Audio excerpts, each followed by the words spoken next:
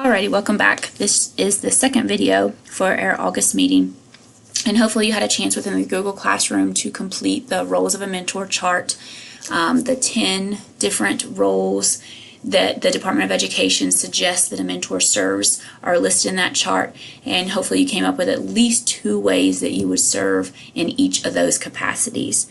Again, at times we serve, we wear lots of different hats and we juggle lots of different balls in the air, and so hopefully you had time to kind of really think through those, and that you're not always going to be coaching them, that sometimes you'll have to be a problem solver with them. Sometimes you're just a resource, and sometimes you just listen.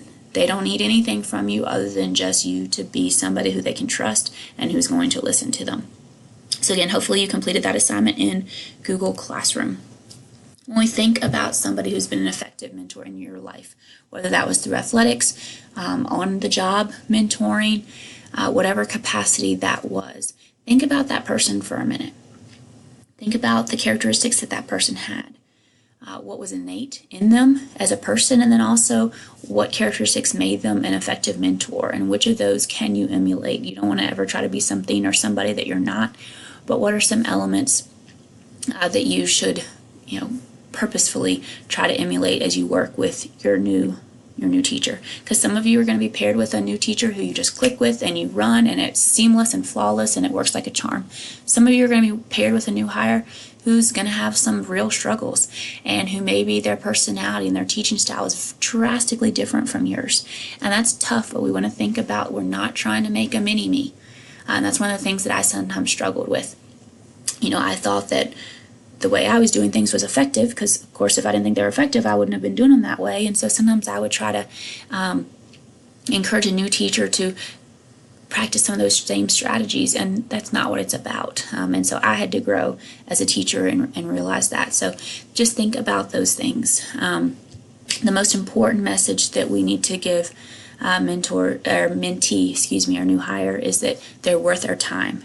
They're a valuable human being, and that I'm trying to help them achieve success. That's the bottom line. We are here to help them be successful. We're not here to evaluate them. We're not here to judge them. We're not here to be the expert. Oh, well, in my classroom I do this. Well, this has always worked for me. That's not what we're trying to do. We want them. They're not going to have a mentor next year. And so our goal is to help them develop into an independent professional. And we don't want them to always be coming to us to solve all of their problems and to give them all of the resources. And so how do we help them become self-sufficient and independent? Okay, so we don't want to always be that expert, because that's a big turnoff. Their new teachers tell us that time and time again, that if they are paired with a veteran who is this master teacher, it's intimidating, and they feel like that their knowledge, their intelligence isn't honored. So we want to make sure that we're always honoring what the new teacher is bringing to the table, because they're bringing a lot.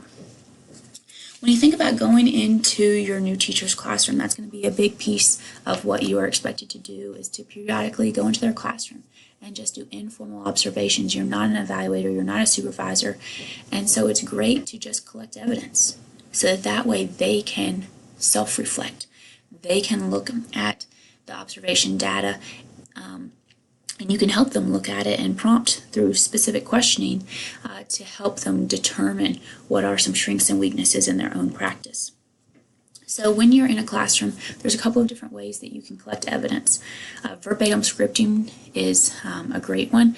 I typically try to do a lot of that myself, because then I'm scripting what was said, and then you can draw your own conclusions about what are the strengths and weaknesses and what transpired in the classroom.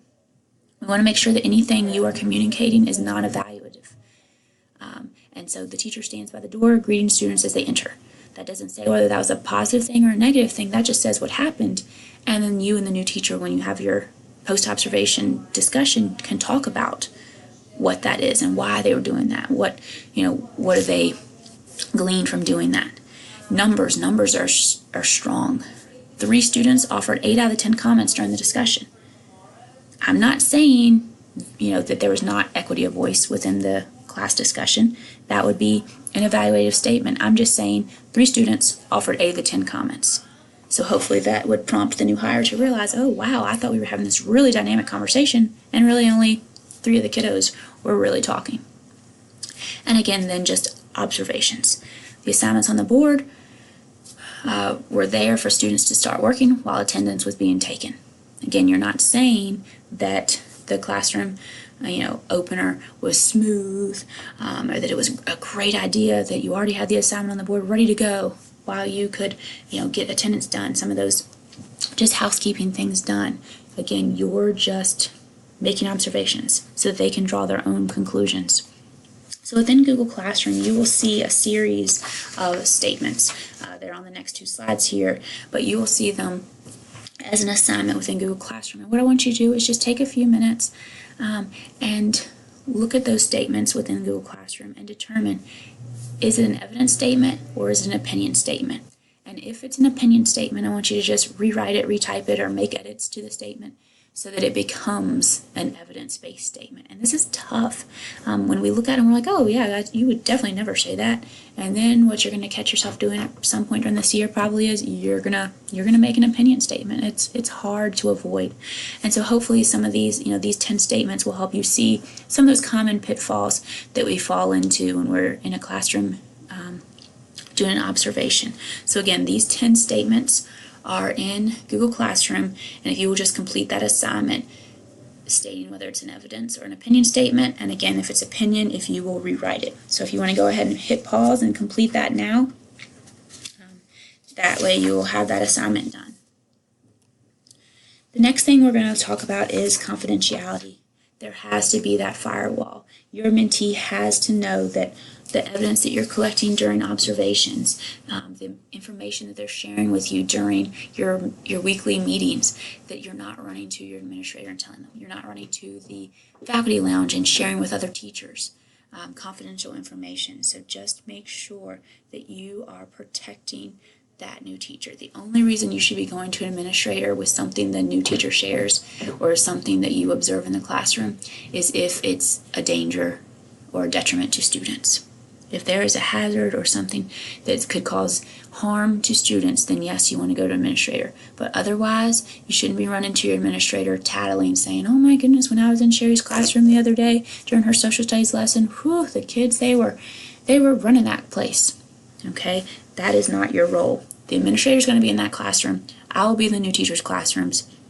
That is our role to evaluate and offer specific suggestions that maybe have to be implemented. That is not your role, and we want your mentee, to know that you are that trusted colleague.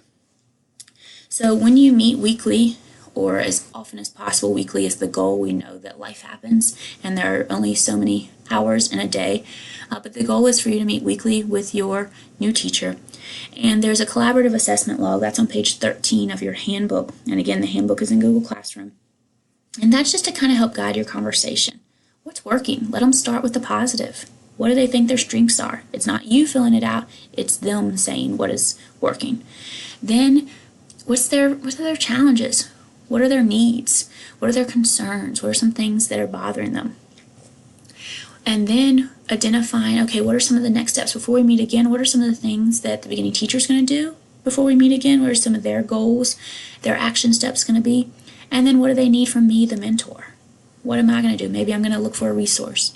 Maybe I'm going to have a conversation with the library media specialist to get some resources that I know would help the beginning teacher in an upcoming lesson. So that way it's, again, that equity of work, that division of labor. I'm a co-planner with my new teacher. We'll establish our next meeting date and what would be our focus. So maybe next time we meet, let's really talk about classroom discipline. Next time we meet, let's really talk about your annual goal. How's that coming? And that's one of the things we'll talk about at our next mentoring meeting is how can you help the new teacher when they're writing their annual goal for their administrative team. There's a PDF version of these kind of sentence starters. They're just really helpful when you're having that post-observation conversation or when you're having your weekly meetings. It's really helpful sometimes to think about when you're trying to clarify something. How would you start that? When you're trying to paraphrase so that you're showing the new teacher, hey, I'm listening to you. I'm hearing what you're saying. When you are trying to help them think about alternatives. What are some of the things that could possibly be better? What are some of the things that could possibly be improved? And then how do you start those sentences instead of saying, well, when I had that similar problem, I did this. You don't want to come across as the all-knowing expert, because again, that's off-putting for them. And so again, these are helpful. So there's a PDF in the Google Classroom of these 2 slides so that you can print them off, and that may be something you want to just take with you when you're having those initial meetings till you get used to asking these types of questions that are mediating and paraphrasing rather than just telling. We're not instructing. Remember, we're not always the teacher with our new teacher. We are often the coach, the facilitator, the advocate, those other things. So those languages of support are nice to kind of take with us and have with us so we can rely on them when we're having those conversations. So how do you serve your new teacher? Tons of ways. Go in, get coverage, arrange coverage with your principal, and go in and co-teach a lesson with them. Model a specific strategy. Another dynamic thing that you can do is to go and observe a veteran teacher together. Go in together to a classroom teacher. Maybe if you know your new teacher is struggling with classroom management, go into a teacher who's solid with classroom management and see what can you observe and then talk about that they could implement in their classroom. Analyze student work together. And so there's a variety of ways. Video their lesson. That's going to be one of the expectations that you do during second semester, that you arrange for one of their lessons to be videoed so that way they can watch the video and reflect and talk through that. Again, we're moving them forward. We want them to become a professional who is reflective on their own practice and makes changes, and not you reflecting on their practice and suggesting changes. The goal is for them to take ownership of that. So there's a variety of ways that you can exemplify servant leadership. Again, we are there to serve our new teacher, always. One of the other assignments in Google Classroom is to give you an opportunity to kind of vent, because we know when you become an assigned mentor, there's all these things that you want to do with your new teacher, ways you want to serve them, but again, time is difficult. And so there's a chance for you within Google Classroom to just list a couple of the challenges that you foresee working with your new teacher. And then, be creative, be innovative. Think about some of the ways you can overcome those challenges. So enter in just a few challenges, a few solutions, so that way, for one, we know what the challenges are that you're facing so that we can also help try to provide solutions. Okay. The last thing that you will do in Google Classroom is to complete a Google form after you have reviewed the handbook. So again, the handbook's in Google Classroom. Print that off. You'll want to have that handy. And the Google form just kind of helps you walk through the different pieces of the handbook so that you know what are the expectations, what are some of the do's, what are some of the don'ts, what are some of the documents that you'll have to complete and fill in, that sort of thing. Okay, so again, you'll look through the handbook and then complete the Google form in the Google Classroom. So in closing, we want to revisit our daily objective. Hopefully, after viewing these videos, you feel that you do understand some of the roles and responsibilities. Obviously, we're not done. We're going to continue to talk about other ways that we can support our new teacher as the year moves forward. But hopefully you see the handbook, you see the sample calendar in there, the ideas of different things that you should cover each week and each month, and that you have completed the assignments in Google Classroom. You brainstormed your list of the concerns, you've completed the chart showing specific ways you can support your new teacher, you've completed your evidence versus opinion chart, and then you've completed your Google form showing that you are familiar with the handbook. Also, I would encourage you to watch the PowerPoint. If you will just make sure that you make it a slideshow and turn up your volume so that you can see some of the statements that new teachers share. They're powerful, and there's an assignment associated with that gets you to really think about what do they need in their own words. Let you hear from them. So September 14th is the first due date, so mark your calendar. I'll send you an email reminder as we get closer, but that's when page 7 is due, which is your materials for beginning teachers. That checklist is due. So again, you need to begin meeting weekly with your mentee and work through the first part of the calendar, which is on page 8 and 9 of your handbook. The next time we will meet together is Thursday, September 11th. We will be meeting at CVCC in Bedford from 3:45 to 4:45, and that's when we'll really be looking at annual goals. Again, that may end up being a virtual meeting, but if so, I'll communicate that to you. For now, assume we will be meeting face-to-face Thursday, September 11th at CVCC in Bedford.